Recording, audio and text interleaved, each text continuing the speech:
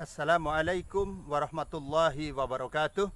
Saudara-saudaraku, tidak terasa 2 bulan lebih kita berada dalam situasi ketidakpastian sebagai akibat dari mewabahnya pandemi coronavirus COVID-19. Sungguh tidak terhitung betapa besar pengorbanan yang diberikan oleh masyarakat akibat daripada virus ini. Betapa besar nilai kerugian yang diderita oleh para pelaku usaha sebagai dampak langsung maupun tidak langsung daripada mewabahnya virus ini. Sementara sampai dengan hari ini tidak ada kepastian, tidak ada data yang jelas mengatakan kapan wabah ini akan berakhir. Kita tentu tidak bisa hanya terus menunggu dan menunggu, menghentikan segala aktivitas kita, menghentikan kegiatan-kegiatan kita untuk sesuatu yang tidak pasti, entah sampai kapan. Bahwa yang kita lakukan bersama-sama ini sudah terlihat menekan perkembangan virus corona ini, tetapi kita dalam posisi yang sulit. Saya banyak menerima masukan dari para imam masjid, imam musola, yang mereka juga sudah mengatakan sangat-sangat merindukan suasana ramainya masjid dan musola dengan kegiatan-kegiatan peribadatan. Tidak mungkin kemudian mereka akan total menghentikan aktivitas peribadatan ini untuk batas waktu yang tidak jelas. Sementara ada satu hasil riset yang menyatakan bahwa coronavirus ini akan ada sepanjang kehidupan ini masih ada. Ini tentu sangat mengkhawatirkan. Kalau corona terus ada sepanjang kehidupan ini ada, maka tidak mungkin kalau tempat-tempat ibadah ini juga tutup sepanjang kehidupan ini ada. Tidak mungkin aktivitas masyarakat berhenti sepanjang kehidupan ini ada. Harus ada titik di mana kegiatan-kegiatan ekonomi terus berjalan karena kehidupan ini terus berlangsung. Maka sungguh saya berpikir tidak ada pilihan lain. Tidak mungkin kita terus mengurung diri menunggu virus ini pergi karena virus ini tidak akan pergi. Tidak mungkin kita akan terus menutup, melockdown tempat ibadah kita sampai virus ini pergi karena kita tidak tahu kapan virus ini akan pergi. Maka yang harus dilakukan adalah kita berusaha untuk hidup berdampingan dengan coronavirus ini. Badan Kesehatan Dunia, WHO, sudah menerapkan prosedur protokol penanganan corona. Bahwa untuk membatasi berkembangnya coronavirus ini, yang harus dilakukan pertama adalah melakukan social distancing, pembatasan sosial atau physical distancing, pembatasan sentuhan fisik. Karena apa? Virus ini bisa menyebar apabila ada kontak fisik. Kemudian virus ini juga sangat rentan menyebar melalui air ludah yang keluar dari tubuh kita. Maka yang dilakukan adalah melakukan pembatasan kerumunan. Yang kedua, mencuci tangan sampai bersih dengan menggunakan sabun. Yang ketiga yang harus terus dilakukan adalah apabila bepergian harus menggunakan masker. Ini untuk menjaga agar cipratan air ludah ini tidak menularkan coronavirus. Kemudian yang keempat, menjaga jarak agar jangan kita berdempet-dempetan karena khawatir akan menjadi wahana untuk penularan corona. Nah, prosedur ini tidak kemudian menjadikan aktivitas kita berhenti total. Yang bekerja tetaplah bekerja, tetapi jaga jarak, pakai masker, jaga kebersihan, sering cuci tangan dengan sabun. Yang beribadah tentu saja bisa tetap dilaksanakan dengan ketentuan seperti itu. Maka ini menjelang Idul Fitri, kepada umat beragama, silahkan lanjutkan kegiatan keagamaan. Yang Islam lanjutkan kegiatan sholat berjamaah, sholat Jumat. Yang Kristen lanjutkan kegiatan ibadat minggu. Katolik lanjutkan. Buddha, Hindu, Konghucu. lanjutkan kegiatan peribadatan, tetapi dengan catatan satu, melaksanakan protokol corona. Jumatan, laksanakan Jumatan.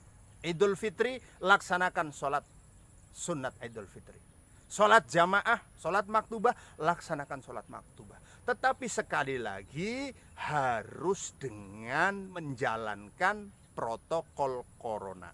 Pertama, kalau itu dilakukan sholat jamaah di masjid, sholat Jumat, sholat Id besok, batasi jarak antar jamaah. Jangan mepet-mepet. Yang kedua, batasi jamaahnya. Yang biasanya sholat Id membludak adalah laki-laki, perempuan, anak-anak, batasi untuk yang dewasa saja. Agar masjid tidak terlalu penuh, sehingga apa? Sehingga bisa diatur jaraknya. Sholat Jumat juga demikian. Kemudian apa? Data warga yang sakit. Yang sakit nggak usah ke masjid. Karena apa? Yang sakit dan dikhawatirkan menularkan penyakit kepada yang lain, tidak boleh datang ke masjid. Anak-anak untuk sementara, anak-anak jangan ke masjid dulu. Agar bangunan masjid, bangunan musola ini muat untuk orang-orang beribadah di situ dengan jarak yang lebih renggang daripada biasanya. Sediakan hand sanitizer di tempat-tempat ibadah. Sediakan tempat cuci tangan dan sabunnya di tempat-tempat ibadah. Terus kurangi sentuhan fisik. Yang biasanya setelah sholat bersalam-salaman, kurangi. Bukan berarti tidak bersalaman, salamannya yang dirubah. Yang biasanya berjabat tangan seperti ini, misalnya bisa dilakukan dengan salaman seperti ini, dua-duanya. Tidak saling menyentuhkan, atau tangannya begini, atau dengan cara lain. Tetapi masih tetap menunjukkan keramah tamahan di antara kita. Syukur kalau masjid bisa menyediakan bilik disinfektan, sehingga semua yang masuk disemprot dengan disinfektan. Ini akan lebih nyaman lagi. Dan pastikan seluruh yang datang ke tempat ibadah menggunakan masker. Ini sangat penting artinya. Ketika kita bicara, air liur kita muncrat. Kalau kita menggunakan masker, maka muncratan ludah kita ini akan tertangkap oleh masker kita. Tetapi beda kalau tidak menggunakan masker. Orang yang terpapar corona, bicara, kemudian air ludahnya muncrat, terhirup oleh orang di dekat kita, ini bisa menularkan. Maka jaga jarak, ini penting. Jadi berdamai dengan corona, walaupun ada yang tidak sepakat, ngapain berdamai dengan corona? Kita bisa damai, tapi corona kan tidak kenal damai. Ya sudah, kalau tidak berdamai dengan corona, berdampingan dengan corona. Tetapi masing-masing, terutama kita yang memang bisa menjaga untuk berdisiplin melaksanakan protokol corona. Kalau itu dilakukan, masjid, musola tidak harus disegel. Tidak ada istilah masjid disegel. Laksanakan sholat berjamaah dengan prosedur yang ketat. Kemudian apa? Batasi orang dari luar daerah. Takmir masjid paham siapa-siapa jamaahnya. Nah, ini tentu khusus untuk wilayah yang di daerah tersebut, di desa tersebut tidak ada satupun suspek corona atau daerah hijau. Kalau kita melihat tim gugus tugas, penentuan wilayah merah, kuning, hijau, itu kan satu kabupaten. Tetapi kita bisa memilah.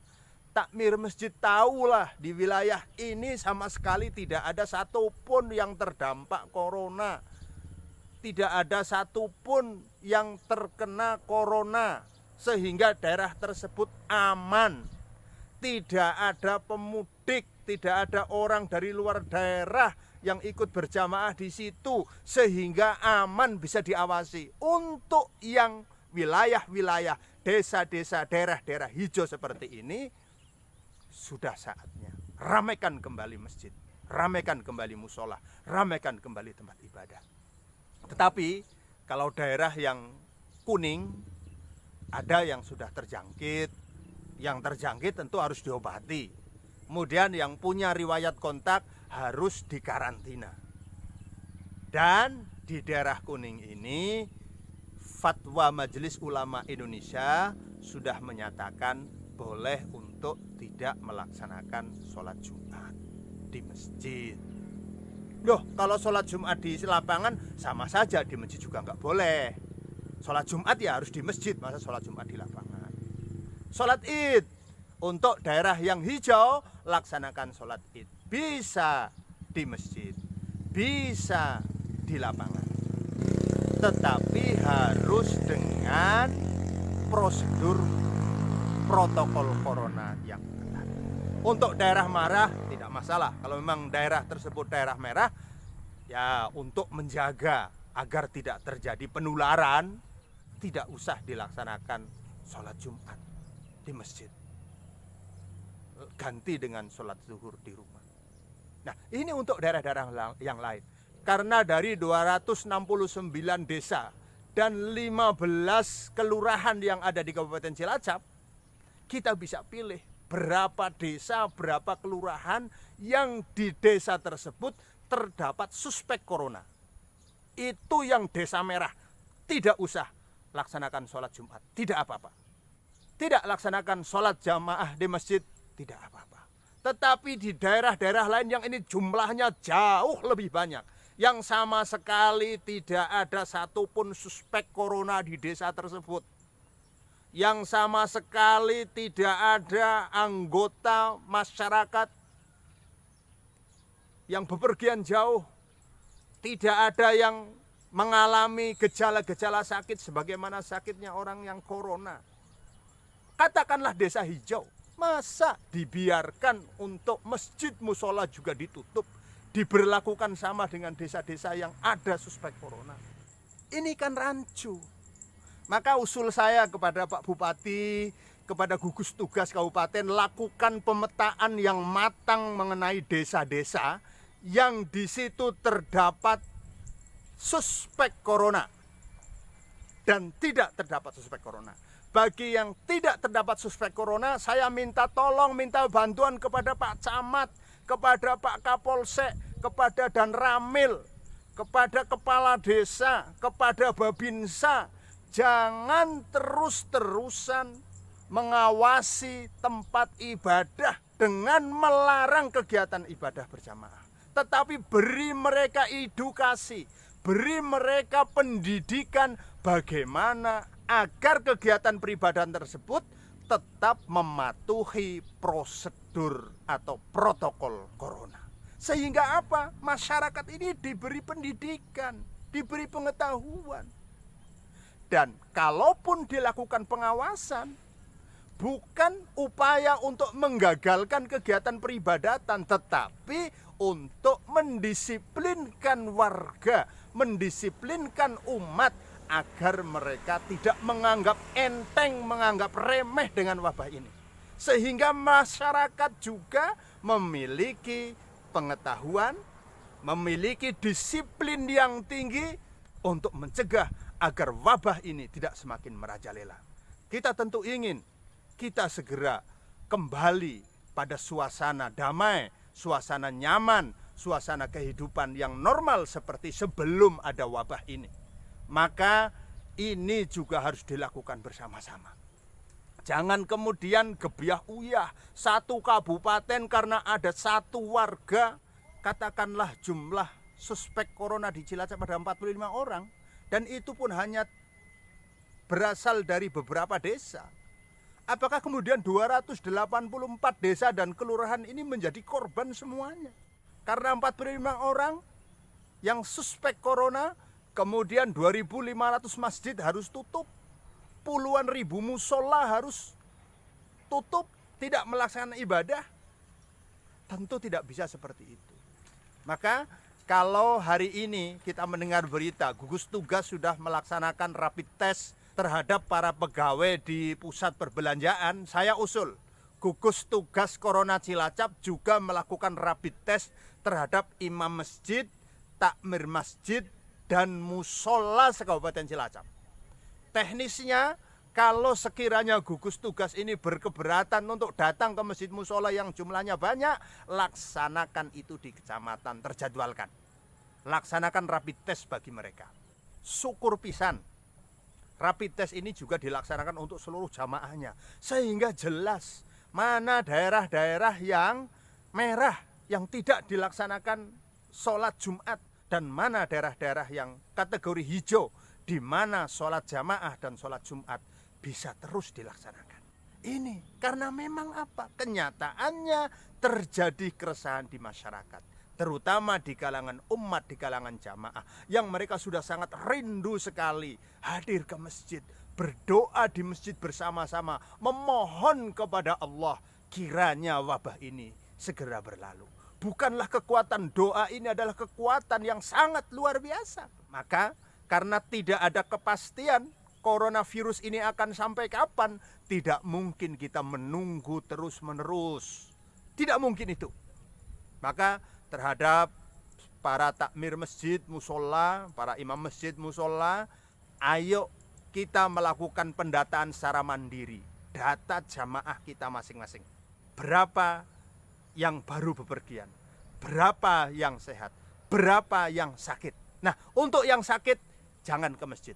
Yang baru bepergian jauh keluar kota, jangan ke masjid dulu. Tetapi mereka yang tetap tinggal di rumah, hidup di perdesaan, tidak pernah melakukan interaksi dengan orang luar, dan kemungkinan untuk terjangkit corona ini kecil, dan ini jumlahnya lebih banyak, maka mereka juga harus mendapatkan perhatian, terutama terkait dengan kebutuhan spiritualitas mereka beribadah. Karena ketidakpastian kapan corona ini akan berakhir, maka pilihannya hanya satu: berdamai dengan corona, berdampingan dengan corona. Biarlah corona tetap ada, tetapi kita berdisiplin, mendisiplinkan diri kita sesuai dengan protokol yang ditetapkan oleh WHO, sehingga penyebaran wabah corona ini bisa diminimalisir sedemikian rupa, bahkan ditekan. Kepada segenap takmir masjid dan musola, karena tinggal hitungan hari kita akan sampai pada hari raya Idul Fitri, dan salah satu sunnah muakkad daripada hari raya Idul Fitri adalah melaksanakan sholat Idul Fitri. Kalau memang takmir masjid musola yakin sekali, pertama, wilayahnya aman dari corona. Yang kedua, pastikan bahwa orang-orang yang baru pulang dari luar kota atau dari jauh untuk tidak mengikuti sholat id di masjid. Terus batasi jumlah jamaah sholat id dengan cara anak-anak dan ibu-ibu untuk tidak melaksanakan sholat id di masjid. Sediakan tempat cuci tangan, sediakan sabun, sediakan hand sanitizer. Syukur bisa menyediakan bilik disinfektan. Kemudian jaga jarak, renggangkan soft barisan. Dan usai melaksanakan sholat id, sampaikan kepada jamaah untuk tidak bersalam-salaman dengan cara musyafahah seperti ini. Tetapi kalau kemudian bersalaman dengan cara yang tidak bersentuhan fisik, dan pastikan seluruh jamaah menggunakan masker. Kalau prosedur ini bisa dilaksanakan, maka sholat id bisa juga dilaksanakan. Bagaimana dengan sholat Jum'ah? Begitu pula dengan sholat Jum'ah. Kalau memang dirasa betul-betul aman, tidak ada suspek corona di wilayahnya, tidak ada PDP, tidak ada ODP, orang dalam pengawasan, betul-betul aman. Mereka yang sakit jangan ke masjid. Karena apa? Sholat Jumat itu wajib bagi kita. Kita sudah mengikuti pemerintah, kita sudah mengikuti himbauan pemerintah, kita sudah mengikuti himbauan Majelis Ulama Indonesia, kita sudah mengikuti himbauan Jam'iyah Nahdlatul Ulama. Kalau memang sudah tidak sabar, sangat kangen dengan suasana sholat Jumat, dan yakin bahwa wilayahnya aman, betul-betul aman dari penyebaran corona, maka laksanakan saja. Begitu pula dengan sholat berjamaah. Kalau memang betul-betul yakin aman. Cuma untuk yakin, untuk aman itu bagaimana? Ya ini memang agak sulit karena corona ini tidak terlihat. Ini problemnya. Karena corona tidak nampak. Kalau berperang dengan sesuatu yang nampak gampang. Tetapi karena tidak nampak, maka yang dilakukan adalah menjaga jarak dengan tetap berdisiplin sesuai dengan protokol corona. Hidup damai dengan corona. Bersahabat dengan corona. Berdampingan dengan corona. Masjid, musola tetap ramai. Sholat jamaah tetap dilaksanakan. Sholat Jumat tetap dilaksanakan. Mudah-mudahan segala yang kita lakukan ini mendapatkan ridho dari Allah Subhanahu wa ta'ala. Dan kiranya wabah ini segera berakhir. Kehidupan kembali normal. Aktivitas seperti biasanya. Kegiatan peribadatan, kegiatan sosial berjalan kembali seperti sebelumnya. Amin Allahumma amin. Dan mudah-mudahan kita semuanya diselamatkan oleh Allah Subhanahu wa ta'ala dari segala bala, dari segala penyakit, dari segala ujian dan cobaan. Amin Allahumma amin ya rabbal alamin. Wallahul muwaffiq ila aqwamit thoriq. Wassalamualaikum warahmatullahi wabarakatuh.